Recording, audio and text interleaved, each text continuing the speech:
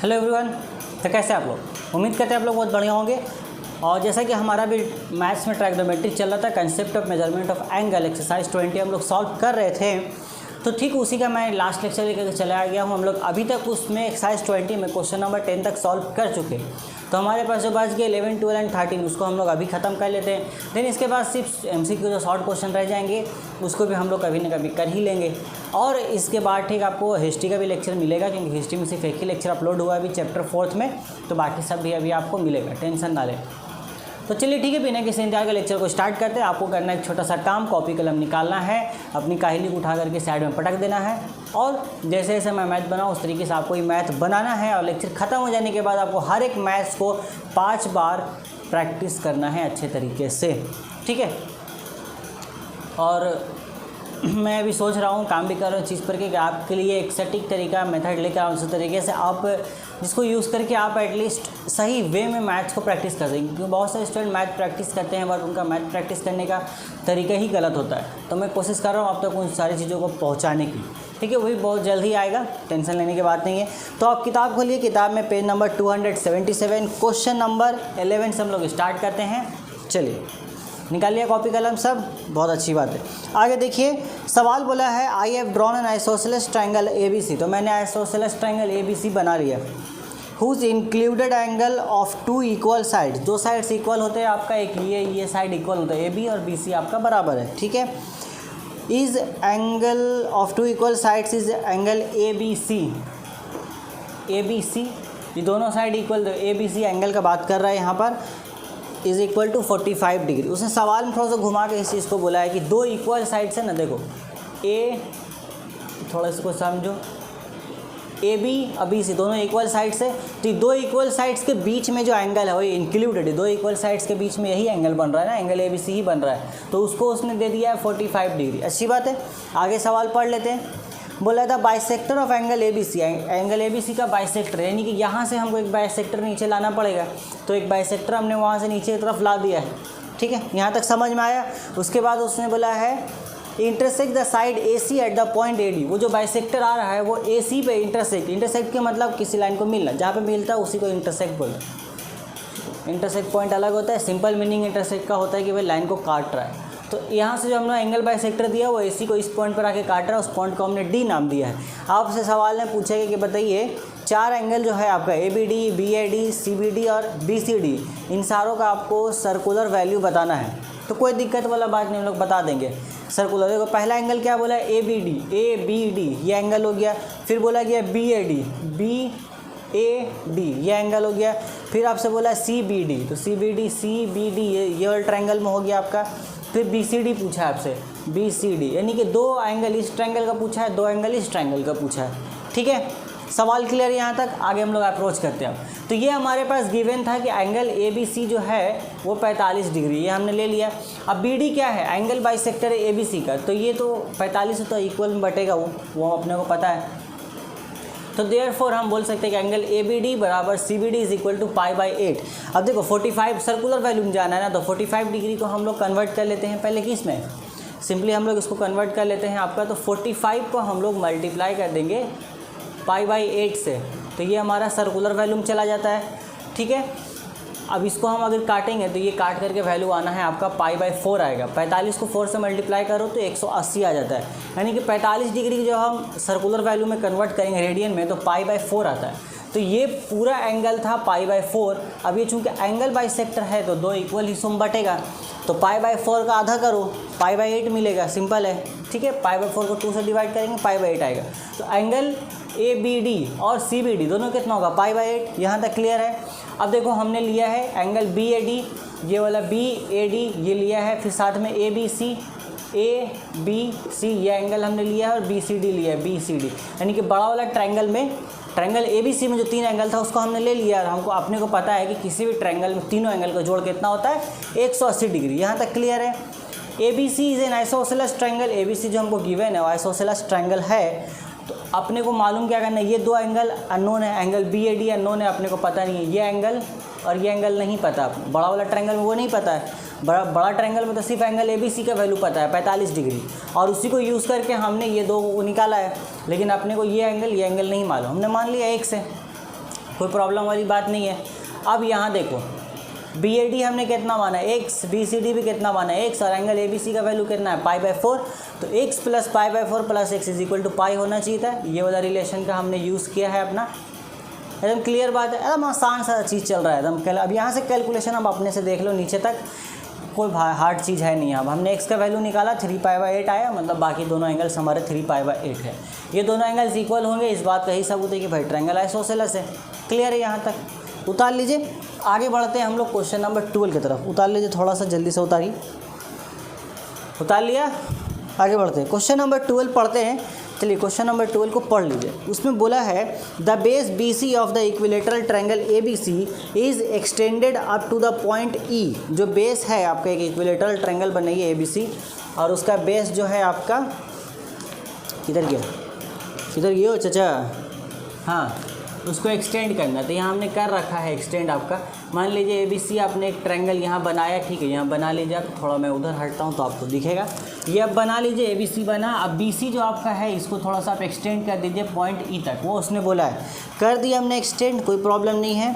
बोला है so that CE बराबर BC, इस तरीके से एक्सटेंड करना है, मतलब जितना BC का लेंथ है उतना ही इसको बढ़ाना है कि ताकि ये लेंथ और ये लेंथ दोनों बराबर हो। ठीक है, हमने वैसा ही किया है। यहाँ पे भी कुछ समहाउ मैंने वैसे ही डायग्राम बनाने की कोशिश की थी, बट ऑलमोस्ट इक्वल हो नहीं पाया। ठीक है, चलता है फिर भी। अब बोला बाय ज्वाइनिंग A और E को मिला दीजिए। तो A और E को मिला देते हैं। Determine the circular value of triangle ABC। Triangle ABC का आपको सर्कुलर वैल्यू बताना है, यानी कि ये जो ट्रायंगल है ABC, जो ट्रायंगल आपका बना है, इसमें जितना भी एंगल्स है उस सभी का आपसे क्या पूछा है, सर्कुलर वैल्यू निकाल लेते हैं हम लोग। कोई बड़ी बात तो है नहीं। देखिए कितने एंगल। अब इक्विलेटरल ट्रायंगल में क्या होता है, 60 डिग्री होगा सब। इक्विलेटरल ट्रायंगल हमारा था, देखिए एंगल ये हमारा आएगा ABC, ये वाला एंगल, फिर एंगल हमने लिया है BAC, ये एंगल, फिर हम ये एंगल लेंगे BCA। ये इक्विलेटरल ट्रायंगल था हमारा ABC, 60 डिग्री हो गया। अब 60 डिग्री था, सर्कुलर वैल्यू में कन्वर्ट करते हैं। सर्कुलर में कन्वर्ट करेंगे कितना आएगा, 60 × π/180, तो π/30 आ जाता है हमारे पास सिंपली। सॉरी, π/30 नहीं आएगा, π/3 आएगा, ये 3 बार में कटेगा। π/3 आएगा, तीनों का सर्कुलर वैल्यू आया। अब जरा इन महान आदमी लोग को देखिए, ये हमने क्या किया था, एक्सटेंड किया था ना, मतलब एक स्ट्रेट लाइन बना है। तो अपने को पता है कि स्ट्रेट लाइन कितना होता है, 180 डिग्री का बनता है। हम यहाँ से बोल सकते हैं कि एंगल BCA, ये वाला एंगल, और इधर से बोल सकते हैं एंगल ECA। ये दोनों एंगल को हम लोग जोड़ते हैं, यही चीज़ हमने किया। देखिए ACE लिया है और साथ में ACB लिया, दोनों को जोड़ेंगे तो 180 डिग्री आएगा। क्यों आएगा, क्योंकि भैया BCE is a straight line, यहाँ पर हम लोग लिख सकते हैं। चूँकि BCE एक स्ट्रेट लाइन है तो ये दोनों को जोड़ के 180 डिग्री आएगा। यहाँ से हम लोग निकाल सकते हैं वैल्यू एंगल ACE का। ACE का वैल्यू निकाल लेते हैं 180। ACE निकालें, क्योंकि ACB का वैल्यू तो अपने को पता है। ACB इस ट्रायंगल में आ रहा है इक्विलेटर वाले में, उसका वैल्यू कितना है, 60 डिग्री। माइनस करेंगे कितना, ये 120 डिग्री। अब इसको कन्वर्ट कर लेना होगा हमको किस में, सर्कुलर वैल्यू में। तो यहीं पे कर लेते हैं, 120 को हम लोग मल्टीप्लाई कर देंगे π/180 से। इसको आप काट लीजिए, 0 से 0 कट गया। इसको आप 3 का पहाड़ा से काटिए, 3 × 12, 3 × 18, 2 दूना 4, 2 3 6। तो इसको हम लोग करेंगे तो 2π/3 हमारे पास आने वाला है। ठीक है, तो 2π/3 किसका वैल्यू आ गया, एंगल ACE का आ गया। अब खाली एक और आदमी बच गया हमारे पास, ये वाला एंगल बचा है, किधर गया, ये वाला एंगल ए कौन एंगल बचा है,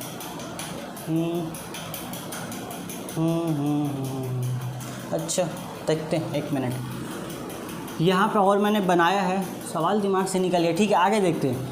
ये हमने यूज़ किया है BC बराबर C। ये तो सवाल में ही गिवन है कि ये लेंथ और ये लेंथ बराबर होगा, वो हमारे सवाल में ही गिवन था, हमारे पास दिया हुआ था, उसको हमने यूज़ किया है। एंड BC बराबर AC, और जो BC है वो AC के भी बराबर है।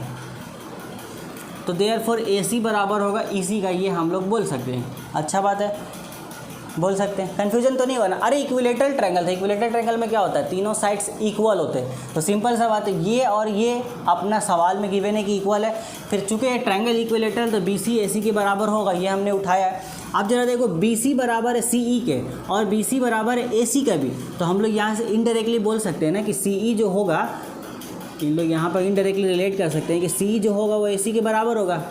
वही हमने यहाँ पर उठाया आपका कि AC बराबर CE, वही चीज़ रे बबुआ, कोई हार्ड बात नहीं है। हद AE कौन लिख दिया यहाँ पर, ये सब गलत बात है, ये सब चीज़ नहीं करना चाहिए। तुम ही लोग करते हो ये सब आकर के। वही मैं भी देख के कन्फ्यूज होता आया कहाँ से। अब CAE किधर गया, अच्छा है CAE ये हो गया आपका, ये वाला एंगल यही बचा हुआ था ना, ये एंगल अपने को नहीं पता अभी तक कहाँ निकाला हमने, और एक ये एंगल नहीं निकाला, ये भी तो निकालना होगा। CAE एंगल CAE बराबर होगा किसके, आपका एंगल AEC का, क्योंकि दोनों साइड बराबर है, तो साइड जब बराबर है तो उनका अपोजिट का एंगल भी आपको क्या मिलेगा, इक्वल मिलेगा। तो हमने इक्वल यहाँ पर x मान लिया अपना, सिंपल सा चीज़ था। अब फिर से हम लोग वापस गए इस वाले ट्रायंगल में, ये ट्रायंगल उठे इधर लाइए, ये देखिए उतना दूर में हाथ दिख रहा होगा, ट्रायंगल ये वाला था हमारा AEC। अब जब ट्रायंगल है तो तीनों एंगल को जोड़ के कितना आना है, 180 डिग्री, वही हमने किया। सबसे पहले ये एंगल लिया है CAE, उसके बाद लिया है एंगल AEC ये वाला, फिर लास्ट में लिया ये, तीनों को जोड़ के कितना आना है 180 डिग्री। मुझे ये एंगल तो पता है, ठीक है, ये एंगल और ये एंगल ही फाइंड करना, और ये दोनों बराबर होंगे क्योंकि दोनों इक्वल साइड्स के अपोजिट वाला एंगल है। और ये एंगल हमने निकाला था स्ट्रेट लाइन का कंसेप्ट यूज़ करके, कितना आया था वो एंगल हमारे पास, वो हमारे पास आया था 120 डिग्री। यहाँ तक क्लियर है। ये थोड़ा सा उधर जो गंदा हुआ उसको हम लोग साइड करते हैं, जो वो हमने रेडियन में कन्वर्ट किया तो उसको हम लोग साइड करते हैं 120 डिग्री। तो यहाँ से देखिए 2x बराबर 120, वो माइनस करेंगे, x का वैल्यू हो गया 30 डिग्री, यानी कि ये एंगल कितना हो गया 30 डिग्री, ये भी हो गया 30 डिग्री। इसको रेडियन में कन्वर्ट करेंगे तो कितना आ जाएगा, π/6 आएगा। सिंपल सा चीज़ था, कुछ भारी था नहीं। यहाँ पर इस ट्रायंगल में जितने सारे एंगल थे हमको अपने को सारा मालूम करना था, हमने सारा मालूम कर लिया, कोई भारी काम था नहीं। उतार लीजिए इसको। चलिए देखो, इसका लास्ट क्वेश्चन बहुत आसान है, बहुत इजी है। क्वेश्चन पढ़ते हैं, ख़त्म करते हैं, उसके बाद घर निकलते हैं। If the measures of 3 angles of quadrilateral are, quadrilateral का बात किया है आपका, तो क्वाड्रिलेटरल में हमारे पास कितने एंगल्स होते हैं, कोई सा भी क्वाड्रिलेटरल बना लो, सिंपली टोटल होता है 4 एंगल। और अपने को पता है कि क्वाड्रिलेटरल में चारों एंगल का सम कितना होता है 360 डिग्री। 360 को हम लोग कैसे लिख सकते हैं 2π, क्योंकि पाई का वैल्यू कितना होता है 180। तो यहाँ तक क्लियर है आपका। तो उसने 3 का मेजर बताया है, एक का बोला है π/3, एक का बोला है 5π/6, एक का बोला है 90 डिग्री। क्या बोले, बड़े तेजस्वी लोग हैं। 2 सर्कुलर दिया है और एक आपको डिग्री में दे दिया है, कोई दिक्कत नहीं है। बोला determine and right the sexagesimal and circular value of 4th angle. तो देखो लास्ट वाले का आपको दोनों में निकालना है, सेक्साडेसिमल और सर्कुलर। तो हम एक काम किए हैं कैलकुलेशन में कि भैया 2 तो दिया हुआ था सर्कुलर में, तो 90 डिग्री को भी हमने सर्कुलर में चेंज करके π/2 लिख लिया। हमको पता है कि चारों का सम कितना आएगा 2π, हमने माना कि चौथा एंगल पास ये x होगा, तो चारों को जोड़ के 2π के अकॉर्डिंग किया, π हमारे पास सिंपल आंसर आ गया।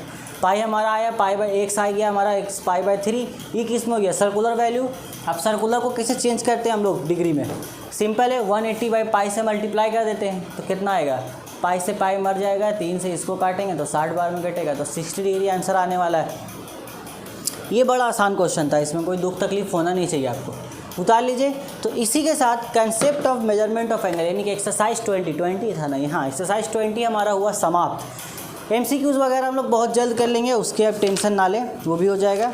इसके बाद अगर हम आगे बढ़ते हैं ट्रायगोनोमेट्री में, एक्सरसाइज 20.1 हमारे पास कहाँ है, कहाँ हो चाचा तुम, आई तो उसमें ट्रायगोनोमेट्रिक रेशियोज़ है। तो ट्रायगोनोमेट्रिक रेशियोज़ जो हमारा होगा उसका पहले हम लोग कंसेप्ट सीख लेंगे, उसके बाद उसमें आएंगे। तो अगला लेक्चर ट्रायगोनोमेट्री का हमारा होने वाला है ट्रायगोनोमेट्रिक रेशियो के ऊपर, ठीक है। तब तक आप पढ़ाई करते रहे, हम लोग मिलते हैं अपने अगले लेक्चर में। तब तक take care, till then goodbye. उतार लो इसको।